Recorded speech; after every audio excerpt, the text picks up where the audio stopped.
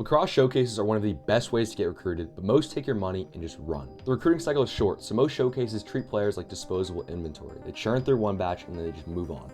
But the showcase model is amazing for recruits if done right. Today I'll teach you the 3 things you have to look for in a showcase to see if it's legit and see if it can get you recruited. And at the end, I'll tell you exactly what you have to do to succeed at a showcase. If you had to pick one indicator to decide whether to go to a showcase or not, or to maybe skip it or not pay for it, it's the coaches attending it. Because the fields can be dirt, they can give you no gear, it can be the middle of nowhere. But if all the best coaches in the country are on the sideline, it doesn't matter. That's the biggest thing. Who is watching you play? That is really, like, if I can make this video 20 seconds long, that is the biggest indicator that you can take away from it. And if a showcase doesn't say who is coming, who is going to be on the sidelines, just don't go. It's not worth your time because there are so many showcases out there that are willing to show who's going to be there. And there are so many good showcases out there. Just don't waste your time on the bad ones.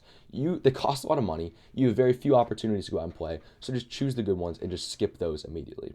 But also, when I say good coaches, that doesn't just mean the best teams in the country. Because if we're being realistic here, we're not all going to be going to Maryland, to UVA, to the best schools, right? So being in front of Lars Tiffany for your showcase game might not be the best thing in the world, because chances are, if you're not at that level, he's just going to gloss by you. So sometimes the right coaches are the ones that are in your target range. So maybe that's the D3 schools you want to go to, or maybe it's kind of the more mid-tier D1s you want to go to. Because if you're a player who isn't top 50, top 100 in the country, it's probably not going to be very useful to have the top 2 or 3 schools on the sideline. Like, maybe you have an insane game and you get noticed, and that's possible.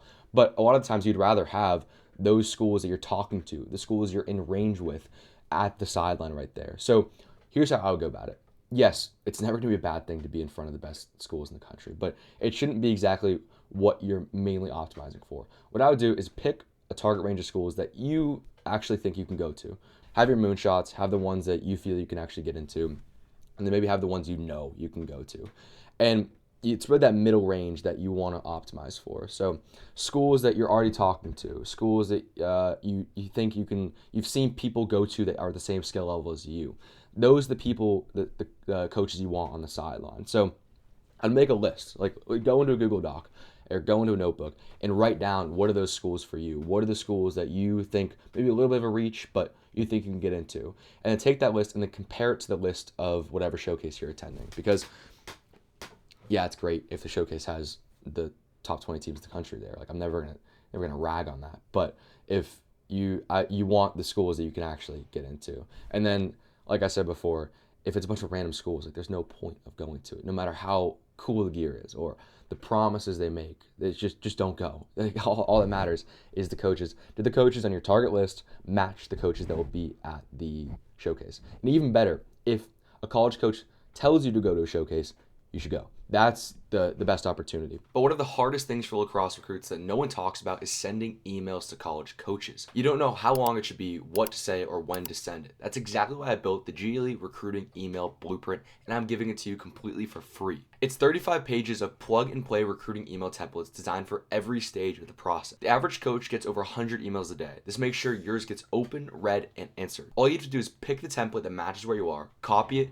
paste your info, and hit send. Stop guessing and start getting responses. Download the free GLE Recruiting Email Blueprint right now at the link in the description. The second thing after the coaches is the alumni of the showcase. So if a lot of kids have gone to top programs who have attended that showcase, it's not a complete, foolproof correlation, but there's a correlation. Like, good players have been to that showcase and have succeeded. So that means you can too. Like, there's no excuse for you not to, because people have. And obviously not all it's not like people are getting offers off the side of the field at these showcases and that's why they're alumni of it. It's just people who have been to the showcase and then also gone to a D1 school. So yes, it's not like a perfect system, but I think the better indicator from that is that there will be good competition at the showcase, because if there's a lot of good alumni, then at least good players are playing on the fields. And even if the best college scouts are on the sideline, but you're playing against like JV players, they're not stupid. They'll see that. So you could score 10 goals on like a bunch of JV kids at a showcase, and college coaches aren't going to care at all. They want to see you play against good competition. So having good competition at the showcase is an amazing indicator, because if you can succeed against good competition, college coaches will value that even higher than if you score a bunch of goals against bad competition. And again, looping back, having good alumni means there will most likely be good competition at the showcase. The third thing is who's running it. Now, I run a small lacrosse company, so I don't want to rag on small lacrosse companies, but for the most part, again, you have a limited amount of time and money in this process, and there's a lot of showcases out there. So there's really no reason to not go with the big guys. And again, like, I don't want to rag, like, there's definitely some really good small lacrosse showcases, and they have their advantages. But if you can only pick, one or two, go to the big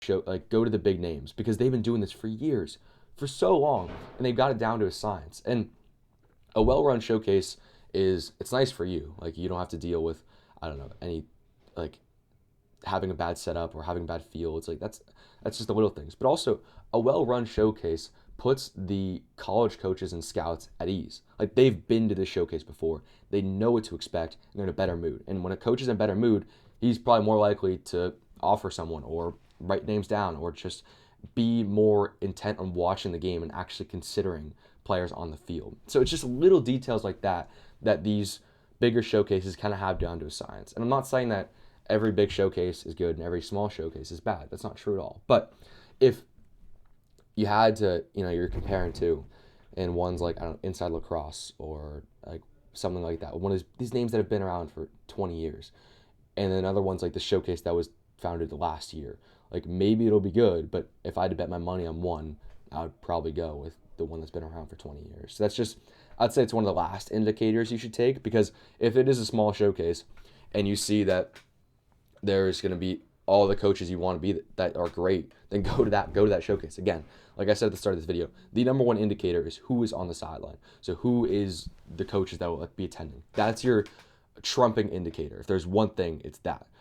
And lastly, this is less about physical showcases, but don't turn your back on them. I've been burned by showcases.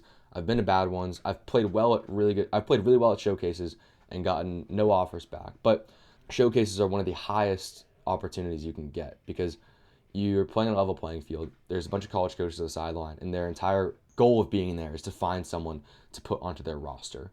So yes, it's kind of trial and error. Like, you're going to go to a bad showcase. You're going to have a bad experience, but you can't let that discourage you, because you can almost see it like lottery tickets or shots on goal. Every showcase you go to, it's kind of just a shot on goal. It's another opportunity to play in front of coaches. It's another opportunity to just have your day. It's another opportunity to have a coach just see you one play and think, wow, that's my guy. And the more you go to, the more shots you take on goal at them, the higher chance you'll have of getting recruited. And the hard thing is, like, that's expensive. It's time consuming. I get it. But that's just how this system works. The more shots you take, the more showcases you go to, the higher the chances you'll get of being recruited. Yes, it's expensive, but what you can do is you can come prepared. If you are the best player in the country and you go to one showcase, you're going to get recruited. So if we take the less extreme version of that, the better you are, the less showcases you have to go to, the less shots on goal you have to take. Or think of it like a lottery ticket. The better you are, the higher chances of winning that lottery ticket you'll get. So skills come first, yes, but you kind of have these two continuums. You have the amount of showcases you have to go to, and you have your skills. And if you have better skills, you have to go to less showcases. I hope this helped out. I know that showcases in the recruiting process can be very almost secretive. No one seems to give advice on it, and you can't really find any resources. Nothing feels time specific. So I hope this style of content helps you out. But what also can be really hard is sending emails to college coaches. You don't know what to say, and you know that these college coaches are getting hundreds of emails a day, so you don't know how to stand out. I dealt with that all throughout high school, and I spent so much hours and just time-consuming effort trying to just send the right email. So I'm gonna make it really easy for you. I made 35 pages of recruiting email templates, and all of them are time-specific. So you can go into it. This is completely free. You can go into it, pick whatever part of the process you're in, copy and paste the email, fill in your information, and send it to a college coach today, so you can take all of the effort out and just focus on what's important. That's just the lacrosse. So you can download it in the link in the description. It's completely free, all to you. And just, you can send emails today to a college coach, and hopefully you'll get noticed.